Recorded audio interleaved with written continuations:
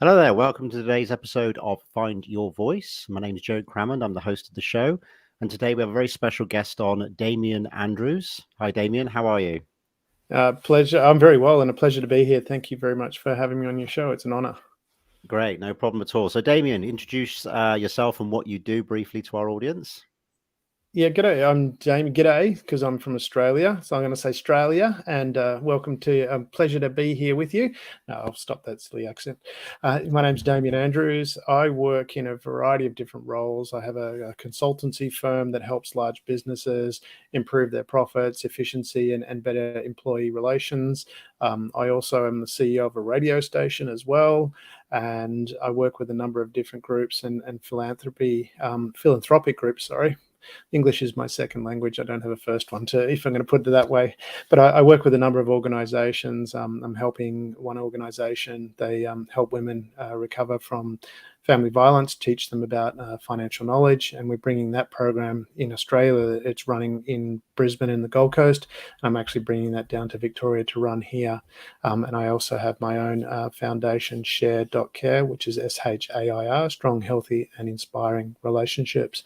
And basically, if you're going to put it in a nutshell, I've learned that for most people, and for me as well, for a large part of my life is pretty hard until I got a bit older, and then I realized that actually life is simple. There's some simple principles, and if you follow those principles, it can be very, very easy. So you can set yourself up to achieve great success without having to struggle and strain like a lot of people do. And so now I have a number of programs that I'm working towards releasing, because a lot of this information that I teach to large corporates, obviously they've got big budgets, and that sort of IP and all that sort of budget isn't available for your everyday person.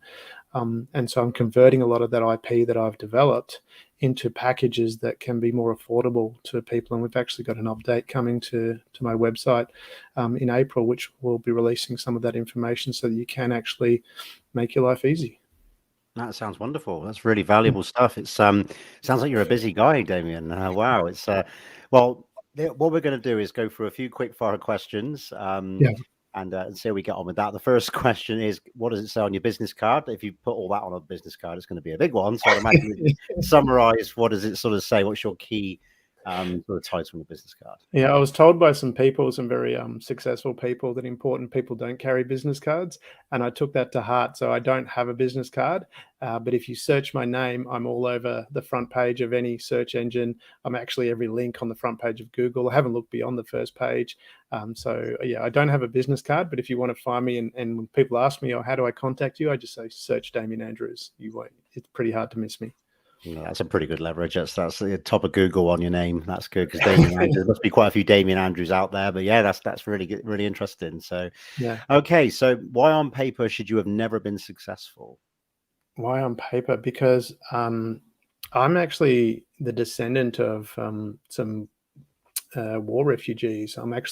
My background is Polish, Ukraine, and Russian. So I'm a combination of all three, which, probably relevant now. If I can integrate, I think, they can integrate quite well as well. But my grandparents came out here with nothing but a suitcase, and they spent a lot of time apart because they literally couldn't be together. And that was back before. When you think about today, the life that we have, can you imagine not being able to communicate with your loved one for 2 weeks?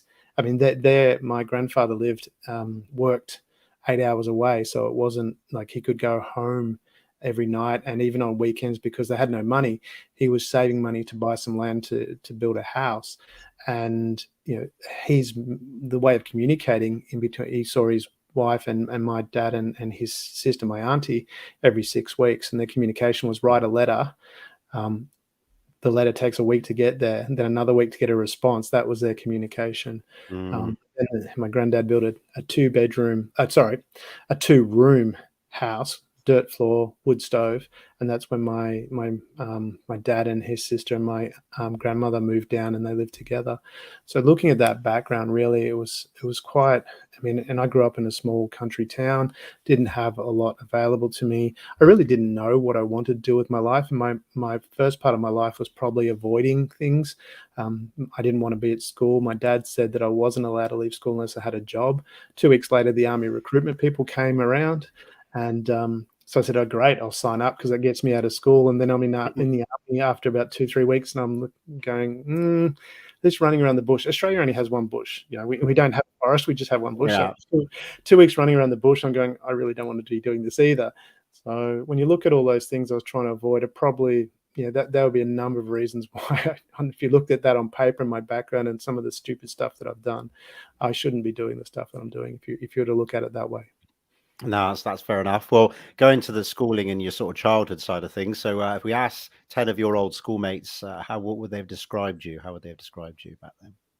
Oh, I mean, depends on where you are and which period you go back to. If you get in that DeLorean time machine, hit 88 miles an hour and go back in time to when I was younger. If you went back to when I was in primary school, my early primary school, I was the popular kid. I was, it was top of the tree.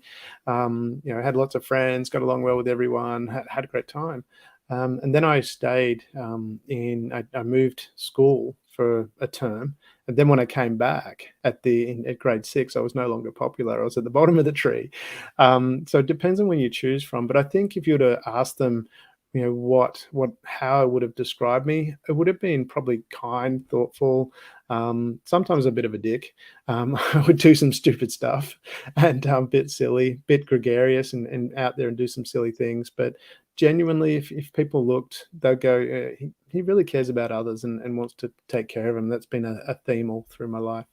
That's really good to know. So, what was the last time you did something that scared you? Sounds like you've had a few scary moments, to be honest. Yeah, well, I remember when I was in the army, jumping out of an airplane was pretty scary, Mm, and there's a number of things like that. The scariest moment that I ever had was when we had a very large house in a very wealthy suburb here in Melbourne, and we were renovating, and the pool was empty, and we actually had a balcony, not a balcony, a decking that cantilevered over the pool, which wasn't a problem when the pool had water in it because that was you jumped off into the pool, but it was empty. And my son, who was, I think he was about 3 maybe, or maybe he was 2. He was very young, and he was sweeping on the decking, and he turned around and stepped off and fell into the pool, fell backwards into the pool. And I didn't see him actually fall. I just turned around and saw that he had fallen. mm, And I was holding a stereo at the time, and I just dropped it. I've never moved so fast in my life, and that would be the scariest moment that I had. And he was unhurt at all. Didn't Oh have a wow! mark Okay, on that's him. good to know. I have not. He fell 2 meters onto a concrete pool bottom, empty. Really? Never hurt himself. So, but yeah, that was probably that's the scariest moment that I think I've ever had. No, I can imagine. Yeah, definitely. So he landed on a soft part of his back in the right position, I'm guessing, sort of. I have no idea because I didn't see No. it. I just heard So it, and yeah, yeah, it yeah. was just Wow. yeah. But I've never moved so fast in my life. It's amazing what you can do in those moments. Yeah, Of course. Yeah, yeah, definitely. yeah. Okay, so when it comes to advice, what do people seek you out for? Normally, I mean, in the corporate side of things, I get involved normally to sort out disputes. I'm pretty good at dispute resolution. I ended up being the mediator accidentally between the one of the biggest unions here in Victoria and one of the biggest corporate construction companies. And I was just by accident. I was there helping out with something else, and then they all went off to this meeting because the union had shut down the site. And and then so they said, "I'll come along," and oh yeah, I'll go and have a look. And all the union people had sat on one side of the building, all the construction corporates had sat on the other side. There's no seats left except the one at the head of the table. So I've sat there and sat down just looking, just I'm observing, and they're staring at each other. Said, "Oh," and so I went to Mr. Union.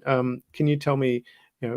From what I understand, your issue is this, and this is what you need. And then I went to the corporate side because I was there with the corporate side, so I put the union Mm, first. And for 2 days, we went backwards and forwards, and we resolved it. And that's as we good. were walking out, the director said to me, he said, "I'm glad you're there because I was going to tell them to F off, and he didn't use the word F. No, So I was going to say the construction workers, even though they're at that level, I would have thought there's still that element of could be some serious fireworks going off in that office. I would have thought with you. there was a lot of tension. So there was a lot of tension.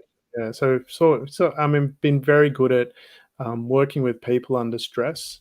And helping them open up, and because a lot of my clients do operate in that construction space for my consulting firm. And when I'm walking around, I remember one time I was walking around, it was a 22-story high-rise that was being built, and I'd always have a little bit of a funny story just to talk about and share with people, and something about relationships. And at the end of one of the discussions we're having, everyone had left, but this big guy, he was like big tattoos, he was almost crying, and I asked him, I said, "What's the matter?" And he goes, "Well, my wife and I don't know what to do." And he explained, his wife, and they were having these issues, and he said that he loved his wife. And so what I'll do is I'll send you a video that I think will help. And I said, and see how you go. And I gave him some advice, and we talked it through. I bumped into him 2 months later, and apparently they were like teenagers again, always getting the kids out of the way so they could sneak off and do what teenagers like to do. So yeah, so I really, yeah, so it was a wonderful thing to be able to help people in that way, and that's what makes my day, being able to help people in that way. Well, it makes a big difference, right? Even in business, it's the huge thing. If you've got issues in your personal life, it can make a massive difference in the way that you just think about the day, make decisions. You know, how you process challenges you've got at work can be a lot harder if you've got stress in your home life. So I've been through this many times. You're lucky if you've got a good balance. You're very lucky if you've got a great home life and the work's going well, but normally it's either one or the other. It's exactly most people, but yeah, you're doing very well at work, or you're doing very well at home. Not together. Exactly. Okay, so what's one of the weaknesses that you're working on to improve right now? It's interesting you mentioned that, and a great question, because I started the year, and as most people do, you start with resolutions. And as the new year came around, I was thinking about that, going, well, I've got most of my goals. Well, I've got all my goals set, and I've got my intentions set. I know what my personal mission statement is, have all that. And so I was thinking, I probably don't need to set any. And I was thinking about that, and was having a conversation with someone about 2 weeks into the year. And it's something I've spent a lot of time. I have a program called Negotiation Magic, which is a high-end negotiation dispute resolution course. And one of the key things we talk about that is the power of silence, and also to the power of listening. And I think I'm a pretty good listener, and I have been. I believe I am. I seem to get along well with a lot of people, largely because I listen. But I thought that's probably one of the most important things that I could do. And even though I didn't really see it as a weakness, I thought that's going to be my focus. That's going to be my one resolution this year, that I'm going to spend, that is going to be my focus this whole year, is I'm going to spend the whole time really listening, really paying attention to body language, really paying attention to tonalities, reading between the lines of what people have said, and see if I can understand what they're thinking and connect deeper. So I'm not sure if it's answering your question in the sense of it is a weakness, but it's something that I'm really focusing on this year. You're looking to improve. I think everyone should improve that. I think active listening is really important, and working out what someone's really saying, rather than a lot of people wait to speak, don't they?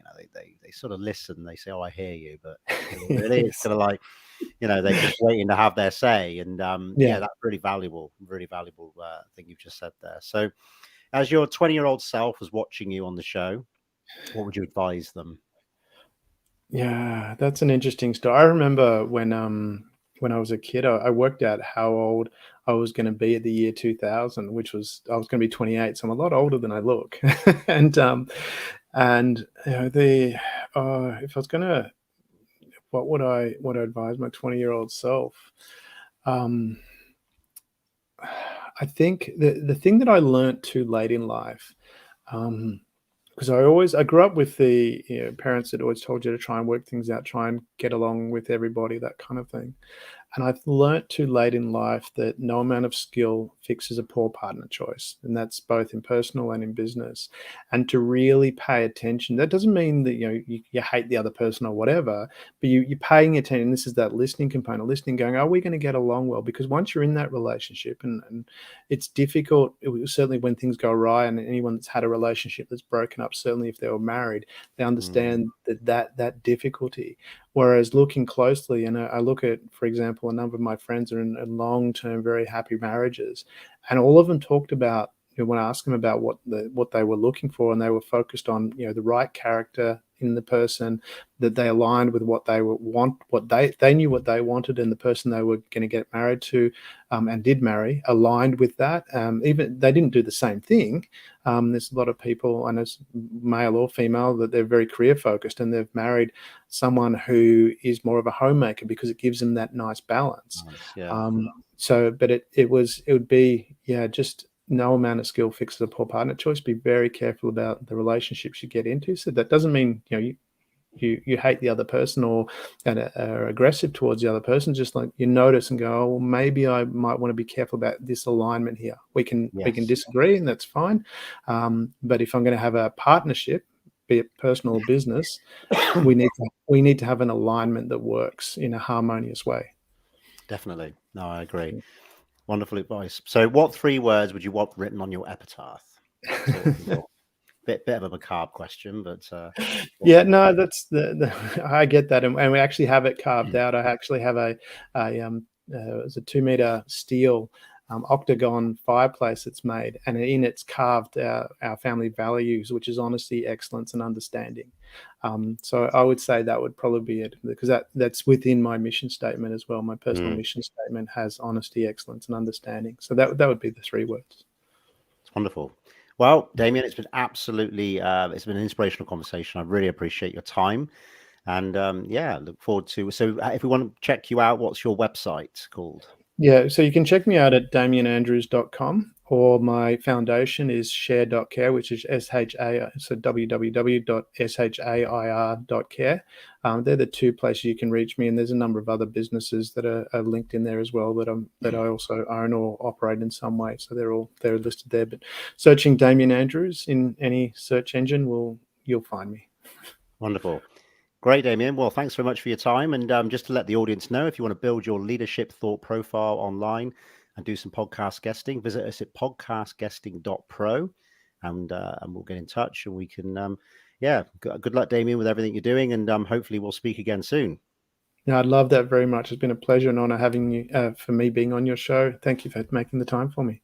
No problem at all. Right. Look after yourself. Thanks very much. Thanks, everybody, for listening in. Cheers.